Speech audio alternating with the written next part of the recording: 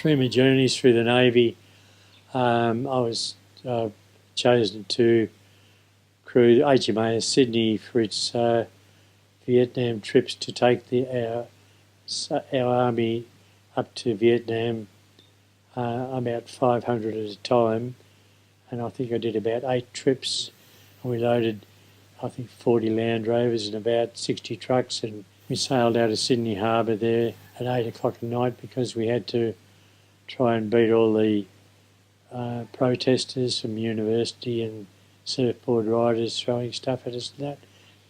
And as we went through the heads, I had 50 young army fellows to look after, and took them down to the mess, and on their way down, I think about 10 of them went via the toilet because the swell was getting big and seasick was getting in, and they'd never been to sea.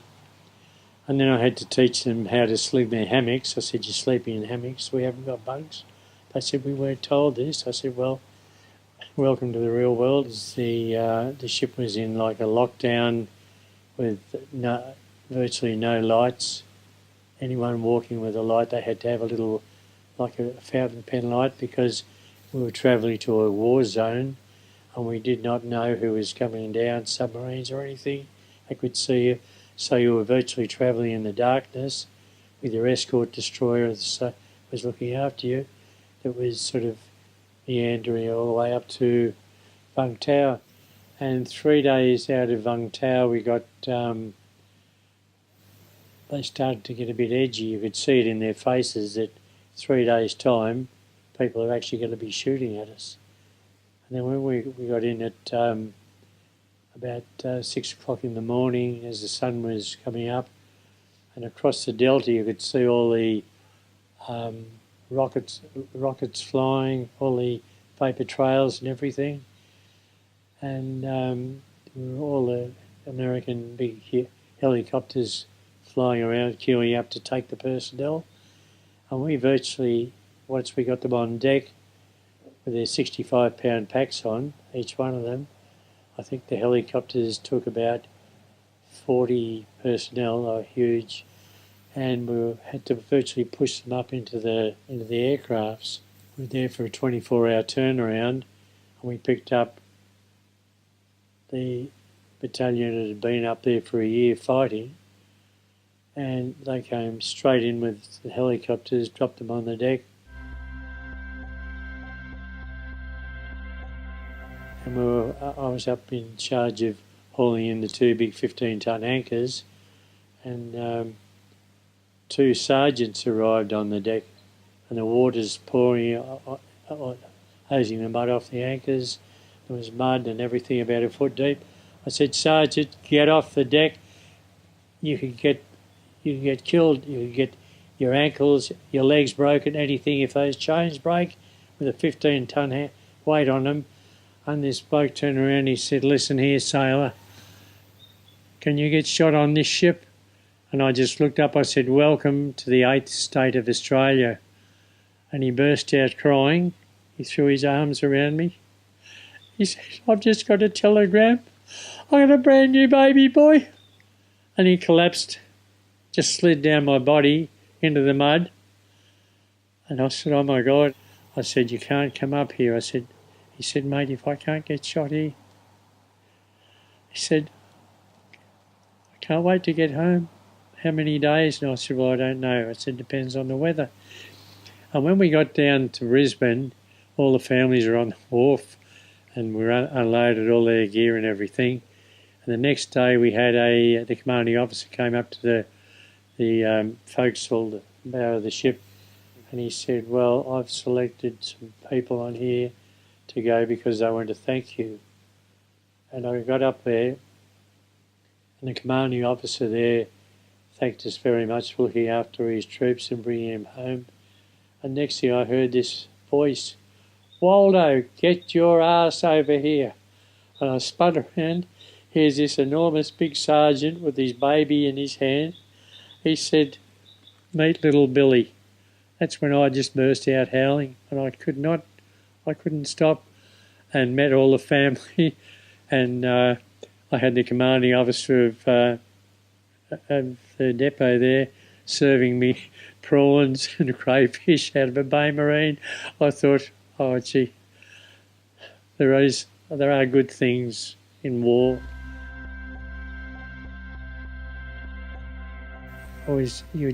You're at war all the time, whether you're up or down, and you were full on. And also, we came into Vung Tau one morning, and I noticed a little fishing smack over there, and one over port side and at starboard side. And I called the bridge. I said, "Captain Clark, sir, Waldo speaking." He said, "What's up?" I said, "Up ahead about a quarter of a mile, sir. There's two fishing smacks. There could be a line across which may be mined." And they put the ship in reverse and stopped and sent the Navy divers out. And that was what happened. And I'd seen some of the Navy, some of the merchant ships there with their sides blown out. And they were like in the harbour. And that's what happened. You hit the wire, the two boats get brought around. As soon as they hit the side, there's a mine on each one, and it just blows the side out of it, and the ship just goes down like that. They were very smart people, the Viet Cong. I was an able seaman, and but I was you had a lot of duties to do, which was to welcome them aboard when you're going out, and you know that at least 10 of them are going to be getting seasick, and you're trying to teach them things. But boredom was the hardest thing. And I know when we were there one day when they were having Navy versus Army shooting, it was all live ammunition, but they were all practicing, and there were 10 ropes hanging out the stern of the ship, and they had 10 condoms on each one blown up, and the idea was to shoot 10 condoms, and the Navy beat the Army that day. But that sort of thing, it was pretty funny.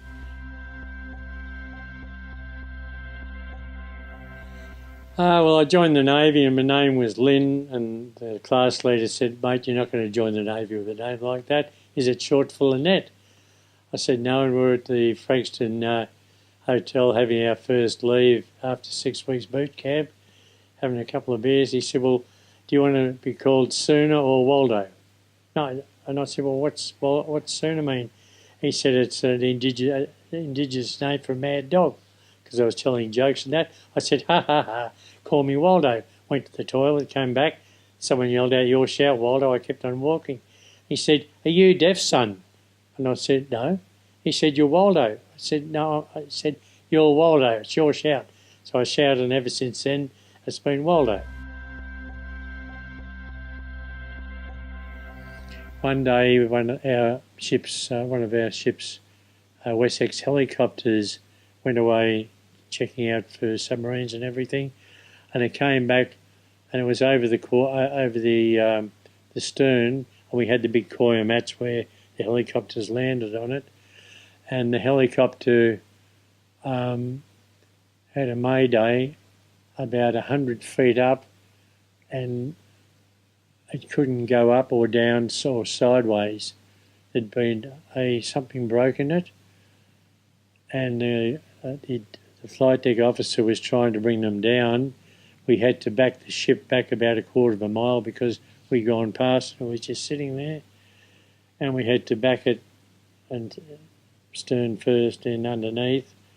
And as soon as it got over the coir mats, he just went like that, and they cut the engine and hit the deck, and they got out all right.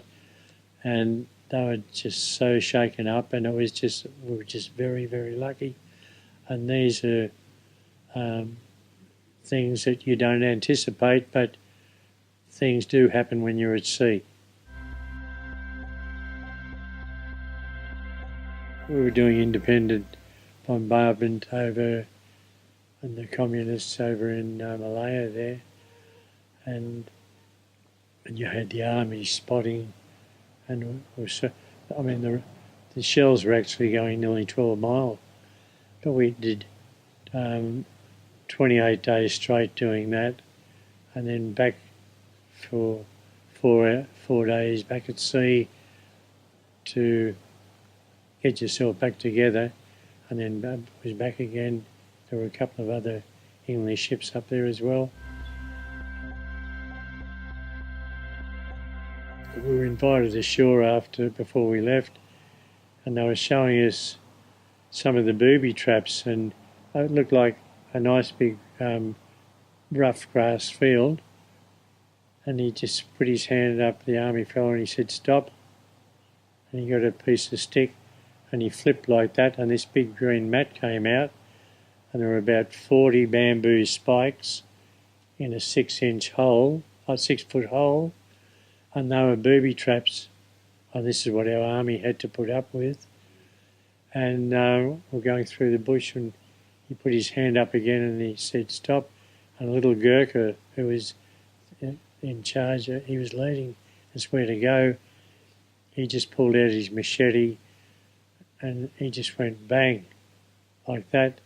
And we looked up and he just cut a poisonous snake's head off, which was hanging down about 8 feet, and you couldn't even notice it. And all you had to do was walk past, and it would have just killed you like that. He said, "This is the sort of thing that we've got to put up with on our 3 months in here." Those three there are Vietnam. That one's a long service and good conduct medal. That's after 15 years in the service. If you've got you just about have a perfect record to get them. And there's that one there's from when I was on HMAS Voyager. We were doing indirect bombardment in Malaya against the communists, and the army was ashore spotting, and we were on the big 4.5 guns firing rounds to try and eliminate them over there. And got those two medals, and that one there's for 20 years in the Royal Australian Navy. That's the Australian medal there. The other ones are from Vietnam.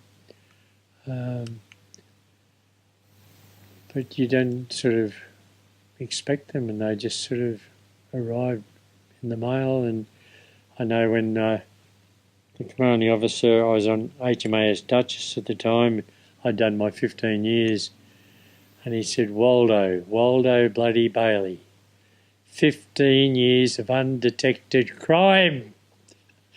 And everyone just burst out laughing, and he went like that and jabbed at me. A little bit of blood came out. He said, "I'm so sorry I damaged your skin." And he pushed it on like that, and I saluted him. He said, "Now we'll adjourn up to my cabin for a quiet drink and a bit of a talk." So we all went up there for a little bit of supper and that. And sadly, my first ship, I love that ship. It was HMAS Voyager. And I left the Voyager after 3 years, and I went down to Nowra, HMAS Albatross, and I was there for 3 months, and said to Sue at midnight, I said, "What the hell are the choppers flying for?" I said, "It's midnight." I said, "There's a curfew," and we lived in the Marri quarters, just near the airstrip. And we went back to sleep, and then I woke up at 6 in the morning, and I heard on the radio, and Voyager went down with all hands, and I went, what a time to spin a war story. And all of a sudden they said, HMAS Voyager has just been cut in half by the aircraft carrier HMAS Melbourne at Jervis Bay, and at the moment no crew members have been found. And I leapt out of bed straight down to the airstrip and jumped in one of the utes down there and went down, and we went out in the lifeboats, the motor cutters, looking in between all the oil and everything, and I was in the forward mess where they lost 83 sailors, and it just, I could have been me, that sort of thing.